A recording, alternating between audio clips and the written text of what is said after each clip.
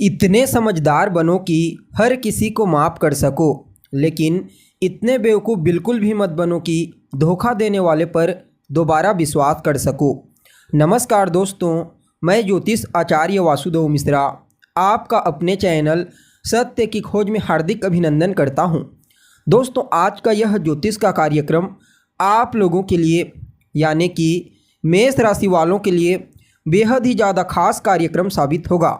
आज हम चर्चा करेंगे आपके साप्ताहिक राशिफल के बारे में, आपके वीकली प्रेडिक्शन के बारे में। जी हाँ, आप सभी मेष राशि वालों के लिए अप्रैल महीने का चौथा सप्ताह यानी कि 22 अप्रैल से लेकर 28 अप्रैल के मध्य का समय कैसा रहने वाला है। ग्रहों की गोचरीय स्थिति के आधार पर इन 7 दिनों में आपके जीवन में क्या कुछ बड़ा परिवर्तन होगा, कौन कौन से अच्छे फल आपको प्राप्त होंगे, कौन कौन सी सावधानी आपको बरतनी है।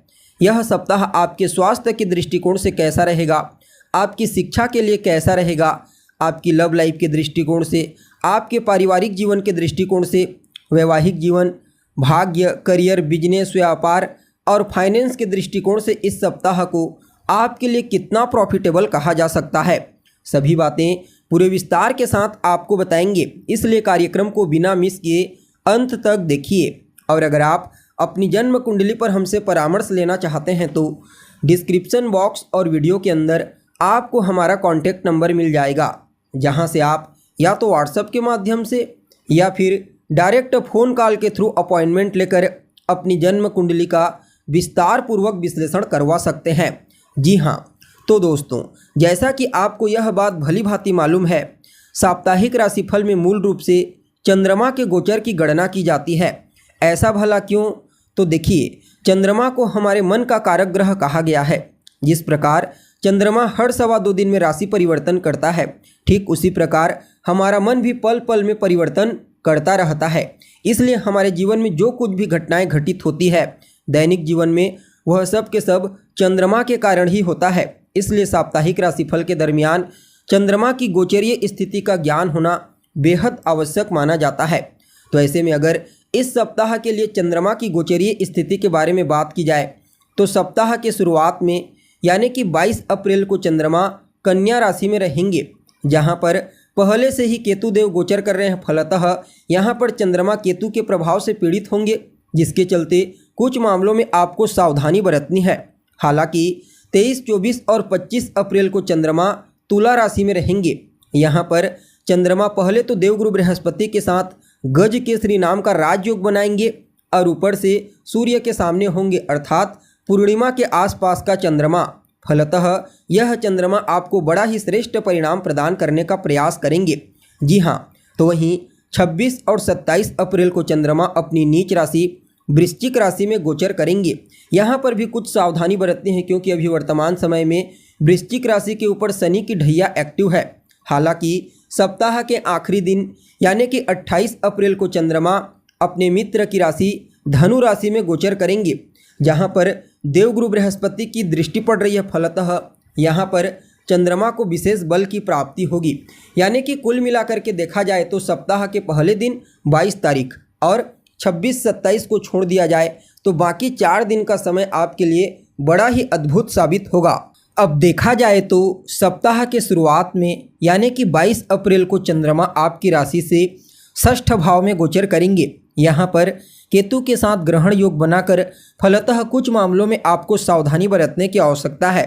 पहले तो स्वास्थ्य के दृष्टिकोण से यह समय ठीक नहीं है, इसलिए अपने खान पान, अपने रहन सहन का आपको विशेष रूप से ध्यान रखने की आवश्यकता है। इस समय आपके गुप्त शत्रु आपको परेशान कर सकते हैं, इसलिए अपने गुप्त शत्रुओं से भी आपको सावधान रहना है। और अगर किसी भी प्रकार से आप कोई कंपटीशन एग्जाम, प्रतियोगी परीक्षा की तैयारी कर रहे हैं तो वहां पर भी आपको हार्ड वर्क करने की आवश्यकता है। हालांकि यह समय आपको काफ़ी हद तक कोर्ट कचहरी के मामलों से बाहर निकालेगा और विदेश जाने के लिए प्रबल योग बनाएगा। जी हाँ, अगर आप लंबे समय से विदेश जाने के लिए प्रयत्नशील हैं तो आपके लिए विदेश जाने का अवसर आपको प्राप्त हो सकता है। यहाँ पर षष्ठ भाव में गोचर करते हुए चंद्रमा कहीं न कहीं थोड़ा सा आपको मानसिक रूप से चिंतित भी कर सकते हैं। किसी बात को लेकर के आपके मन में दुख या फिर संताप की भावना देखने को मिलेगी। हालांकि यहाँ पर सप्ताह के मध्य पड़ाव में यानी कि 23, 24 और 25 अप्रैल को चंद्रमा आपकी राशि से सप्तम भाव में गोचर करेंगे। देवगुरु बृहस्पति के साथ दृष्टि संबंध के चलते गज केसरी राजयोग का निर्माण करेंगे और सूर्य के सामने होने के चलते पूर्णिमा के आसपास के होंगे। फलतः यह 3 दिन का समय आपके लिए बड़ा ही श्रेष्ठ साबित होगा। सबसे पहले तो आपके वैवाहिक जीवन में अनुकूलता आएगी। जीवन साथी के साथ आपके रिश्ते बेहतर होंगे। जीवन साथी का सहयोग आपको पूर्ण रूप से प्राप्त होने वाला है। जीवन साथी की मदद से आपका कोई बड़ा पेंडिंग पड़ा हुआ कार्य पूरा हो सकता है, जिससे आपके मन में प्रसन्नता की भावना देखने को मिलेगी। जी हाँ, और यह समय अपने लाइफ पार्टनर के साथ मिलकर कोई नया काम धंधा शुरू करने के लिए भी बड़ा ही श्रेष्ठ कहा जा सकता है। अगर आप एक व्यापारी हैं, चाहे आप स्वतंत्र रूप से व्यापार करते हैं या फिर पार्टनरशिप में व्यापार करते हैं, समझ लीजिए आपको अपने व्यापार को विस्तारिता प्रदान करने का मौका मिलेगा। जी हाँ, यह समय व्यापार के क्षेत्र में आपको बड़ा लाभ प्रदान करने वाला है। खास करके पार्टनरशिप में अगर आप बिजनेस व्यापार करते हैं तो समझ लीजिए वहाँ पर आपको विशेष सफलता की प्राप्ति होगी। सामाजिक क्षेत्र में आपके मान सम्मान, पद प्रतिष्ठा और प्रसिद्धि में वृद्धि होने वाली है। यह समय आपके व्यक्तित्व, आपकी वाणी को बड़ा ही प्रभावशाली बना देगा। फलतः लोग आपकी वाणी के प्रभाव से, आपके व्यक्तित्व के प्रभाव से आपकी ओर आकर्षित होने लगेंगे। जी हाँ, यहाँ पर चंद्रमा सप्तम भाव में गोचर करते हुए कहीं ना कहीं आपके व्यक्तित्व को बड़ा ही मधुर बनाने का प्रयास करेंगे। आपके व्यक्तित्व में जहाँ पहले से ज्ञान और सूर्य के प्रभाव के चलते थोड़ा उत्साह की जो मात्रा थी, यहाँ पर चंद्रमा के चलते उसमें थोड़ी सी मधुरता आ जाएगी। फलतः आपका व्यक्तित्व और आपकी वाणी लोगों को बहुत ही ज़्यादा मीठा लगेगी।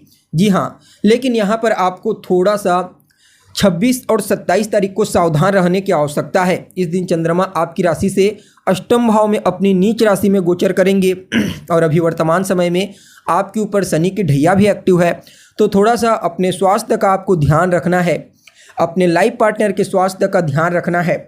और कहीं ना कहीं यह समय आकस्मिक रूप से आपके जीवन में कुछ नेगेटिव घटना घटा सकती है, जिससे आपका मन थोड़ा परेशान रहेगा। हालांकि दूसरे भाव पर दृष्टि पड़ेगी, जिसके चलते कहीं ना कहीं आपके व्यक्तित्व और आपकी वाणी को एज इट इज़ यानी कि मधुर बनाने का ही प्रयास करेंगे।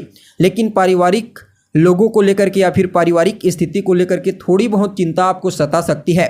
हालांकि सप्ताह का जो अंतिम पड़ाव होगा यानी कि 28 अप्रैल का दिन, वह आपके लिए बढ़िया रहेगा। आपकी राशि से नवम भाव में चंद्रमा गोचर करेंगे गुरु की दृष्टि से दृष्ट होकर। फलतः यहाँ पर पहले तो आपको भाग्य का साथ दिलाएंगे, और जब भाग्य का साथ आपको मिलने लगेगा तो इसमें कहीं कोई दो मत वाली बात नहीं। आप जो कार्य करेंगे उस कार्य में आपको सफलता की प्राप्ति होगी। आपको अपने गुरुजनों का, अपने से जो बड़े हैं, जो बुजुर्ग हैं, उनका आशीर्वाद और स्नेह प्राप्त होगा। पिता के साथ तालमेल बेहतर होंगे। पिता को उनके कार्य क्षेत्र में विशेष सफलता की प्राप्ति होगी और विदेश जाने का योग बना हुआ है। चाहे आप पढ़ाई लिखाई करने के लिए जाना चाहते हैं या फिर बिजनेस व्यापार, और छोटे भाई बहनों के साथ भी काफ़ी हद तक तालमेल बेहतर होंगे। जो जातक मीडिया के क्षेत्र में कार्य करते हैं या फिर बैंकिंग सेक्टर में या फिर मैनेजमेंट के फील्ड में कार्य करते हैं, उन सभी लोगों के लिए यह दिन बहुत ही बेहतर साबित होने वाला है। जी हाँ, यानी कि कुल मिलाकर के यह सप्ताह आपके लिए बहुत ही बढ़िया रहेगा। बस बीच के 3 दिन को छोड़ करके बाकी इस सप्ताह के प्रभाव को और बेहतर बनाने के लिए आप रोजाना शिव चालीसा का पाठ कीजिए और सोमवार के दिन भगवान शिव के मंदिर में जाकर उनका जलाभिषेक कीजिए। यह सप्ताह आपके लिए बड़ा ही श्रेष्ठ साबित होगा। जी हाँ, तो दोस्तों, हमें उम्मीद है जानकारी आपको अच्छी लगी होगी। जानकारी अच्छी लगी तो इसे अपने दोस्तों के साथ, अपने रिश्तेदारों के साथ शेयर अवश्य करें। अभी के लिए बस इतना ही। पुनः मुलाकात होगी एक नए और ताज़ा एपिसोड में। तब तक के लिए आप हमें इजाज़त दीजिए। नमस्कार।